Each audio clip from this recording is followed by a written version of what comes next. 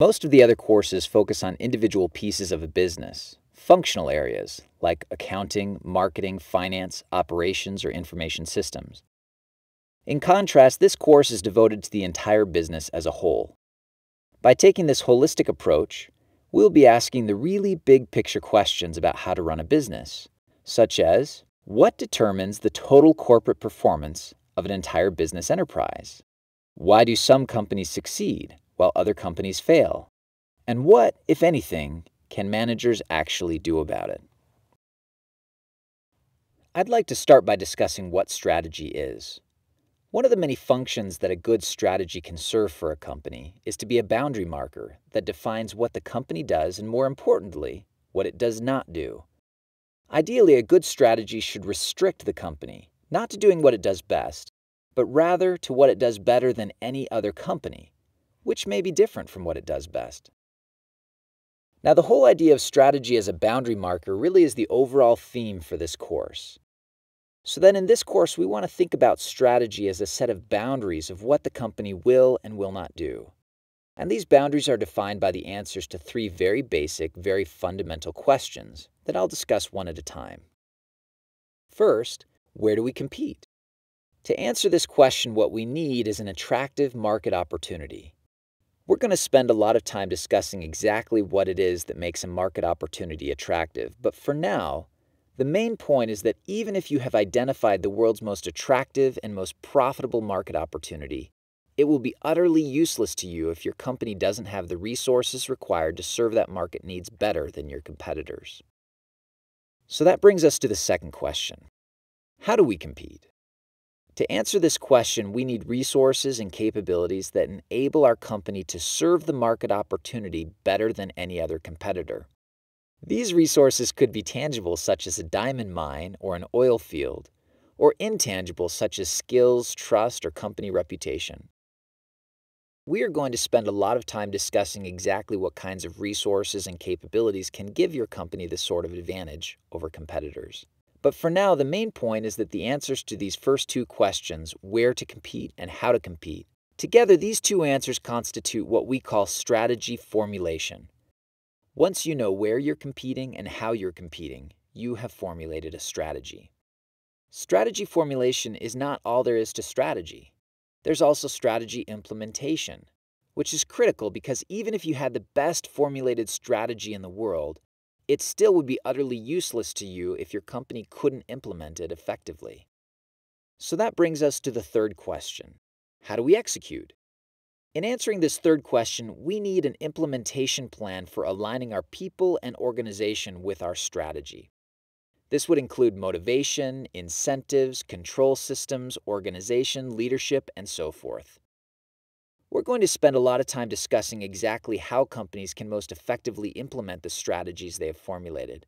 But for now, I want to point out that implementation without formulation is just as useless as formulation without implementation. If you happen to formulate a poor strategy in your answers to the first two questions, then it makes no difference whatsoever how good your implementation plan is.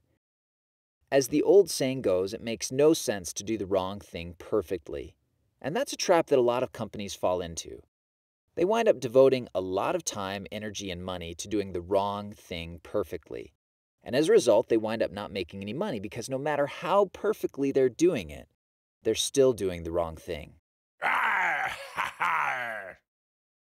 So now, in thinking about the overall theme of this course and taking a step back, I'd like you to envision strategy as a three-legged stool. In order for this strategy stool to stand up successfully in the face of determined competition, all three legs must be firmly in place. A successful strategy requires first, an attractive market opportunity, second, the resources and capabilities required to serve the needs and desires of that market better than competitors can, and third, a well-coordinated implementation or execution that aligns the people and the organization with the strategy that you've formulated. If even one of those three legs is missing, then the stool will fall over and the company may fail. Now I want to show you how the three-legged strategy stool maps to the content we will cover in the course. This overall course roadmap is organized hierarchically, and we will return to it many times throughout the term. External analysis covers the tools and frameworks we need to identify our market opportunity, the first leg of the stool. Internal analysis covers the tools and frameworks we need to analyze the resources and capabilities we can utilize to seize the market opportunity. This is the second leg of the stool. Finally, strategy implementation covers the tools and frameworks we need to understand how to successfully execute our strategy.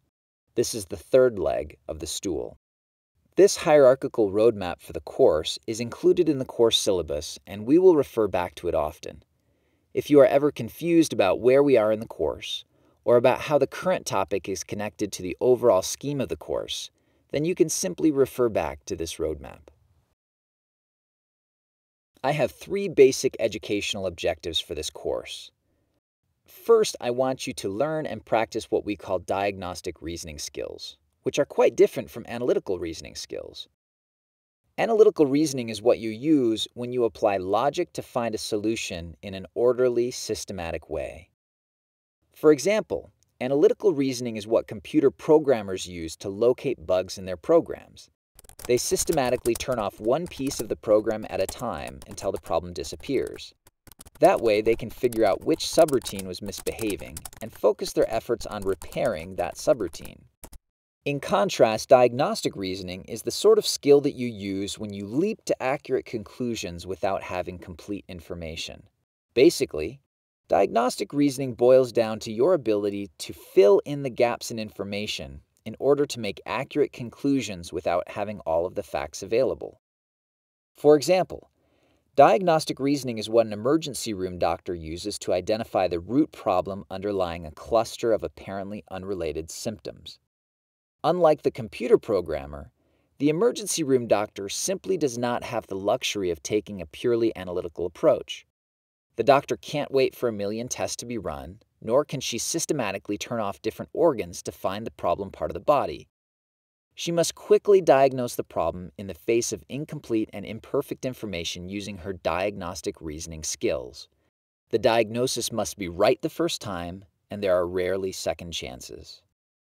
Most courses in the curriculum focus primarily on helping you develop analytical reasoning skills in specific functional areas like accounting, finance, operations, or information systems. But this course is devoted primarily to helping you develop your diagnostic reasoning skills. In my view, that's the main deliverable of this course. If we accomplish nothing else in your intellectual development, I will consider our time together as being successful if you can enhance your ability to apply diagnostic reasoning. My second educational objective in this course is for you to practice and improve your communication skills. That is, communicating your diagnoses and recommendations in a persuasive and well-reasoned way. But communication is a two-way street. If we are going to improve your diagnostic reasoning skills, we also need to improve your ability to seek out ways to improve the quality of information you use in your judgments. Thus, we will also practice listening to the varied backgrounds and experiences from classmates to refine our own thinking. My third and last educational objective in this course is for you to learn, understand, and be able to apply an entire toolkit of conceptual frameworks that can be used to frame and analyze the relevant issues in any strategic situation. While you may think initially that these tools and frameworks are only useful to analyze for-profit organizations, you will quickly see how they help you in many aspects of life. While these tools were designed to analyze companies, they are really about understanding situations when resources are scarce and performance matters. We will talk more about how these tools apply to multiple domains of life. So if these are the overall course objectives, then I want to take a moment to show you how the assignments and activities of the course fit in. First of all, if one of our main jobs is to prepare you to deal with ambiguous and imperfect information and make sense of it, we need to slowly push you out of the classroom towards a more complex world. This continuum shows a very well-defined and perfect world on one end, very much like our typical classroom environment where problems and solutions are very clearly defined, and a world full of complexity and ambiguity on the other end, very much like the real world most managers live in every day. First of all, You will have an opportunity to read articles and view lectures that help you understand the main strategy frameworks. You will find that these frameworks have some strengths, like their simplicity, but also have many weaknesses because they can't fully account for the complexity of the real world. Thus, they are only tools to help you solve problems, not solutions in and of themselves. You will find that these tools make the most sense in very tightly controlled classroom environments. Second, after giving you conceptual tools and frameworks through articles and lectures, you will have an opportunity to engage with real business cases. These cases are very controlled because you are given a great deal of information in a very concise package. The cases are also static. That is, they deal with a business scenario at a point in time. However, they also add significant complexity. Some information may be missing, while other information provided may be irrelevant. The frameworks will likely help you analyze the case, but they may not apply perfectly to the cases you analyze. As you write case reports and/or come to class prepared to intelligently discuss your analysis of the case, you will increase your ability to make sense of a complex world and drive to the heart of the critical issues. In other words, these cases will help you take one step closer to the real world. In addition to the cases, articles, and lectures, you will also participate in a business simulation. As part of this simulation, you and a team of other students will develop and implement a strategy for a simulated firm. You will compete with teams made up of your classmates. While the simulation is still a very tightly controlled environment, it adds a dimension of complexity because it's dynamic. That is, market conditions change over time. Some of these changes are predictable, while others are not. You will have to create and refine a strategy and execution plan in the face of an uncertain future with unpredictable competitors. The simulation will help you gain appreciation for the interconnected nature of the three legs of the strategy stool, as well as the importance of integrating strategy across all operating units of a company. Well, there is a quick overview of the course. I'm a strong believer in utilizing precious classroom time for two-way interactional learning. This means that you will get most of the one-way material from me through online video lectures and reading assignments. In class, we will spend our time discussing, analyzing, and challenging. I certainly hope you enjoy your experience in this course, but more importantly, I hope you learn skills and tools that will help you be successful in life broadly, but also in your career.